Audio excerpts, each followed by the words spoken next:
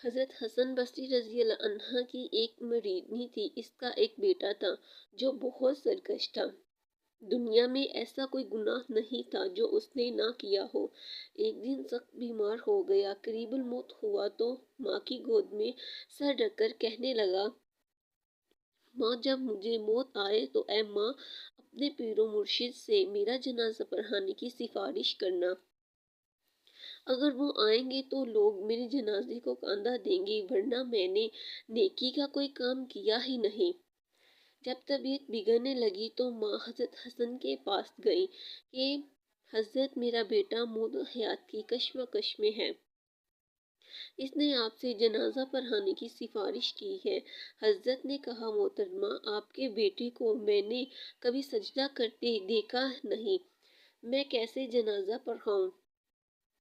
ماں بوجھل قدموں کے ساتھ ناکام واپس لوٹی اور بیٹے سے کہا، بیٹا اگر زندگی میں میری ایک بات ماننی ہوتی تو آج میرے مرشد جنازہ پڑھانے سے انکار نہ کرتے۔ بیٹا حسرت بھری آنکھوں سے ماں کی بے چینی کو دیکھتا رہا، رونے لگا، بولا، ماں جب مجھے موت آئے تو میرے پاؤں کو رسی سے باندھ کر سارے شہر میں گھسیٹنا اور یہ آواز لگانا کہ جو اللہ کی نافرمانی کرتا ہے، جو اس کا حکم نہیں مانتا، اس کا یہی حشر ہوگا۔ اور ماں پھر مجھے دفنانا نہیں، مجھے اس شہر کی سب سے گندی جگہ پھینکنا کہ تاکہ لوگ مجھ سے عبرت پکڑیں۔ اس حالت میں اس لڑکے کی موت آئی اور روح پرواز کر گئی۔ وفات کے چند لمحوں کے بعد دروازے پر دستک ہوئی۔ ماں نے دروازہ کھولا تو دیکھا حضرت حسن کھڑے تھے۔ کہنے لگے، میں جنازہ پڑھانے آیا ہوں۔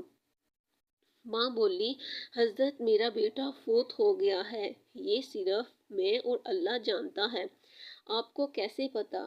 حضرت فرمانے لگے، جب آپ واپس آئیں تو میں کلہ کر رہا تھا، میری آنکھ لگی اور نیند میں آواز آئی کہ آپ نے اللہ کے ایک دوست کا جنازہ پڑھانے سے انکار کیسے کیا؟ اللہ اکبر! یہاں ندامت کے دو آنسو گرے، وہاں مغفرت کا فیصلہ ہو گیا۔ مزید ایسی اسلامک ویڈیو دیکھنے کے لیے ہمارے چینل کو سبسکرائب کریں اور ہمارے ساتھ جڑے رہیں۔ شکریہ۔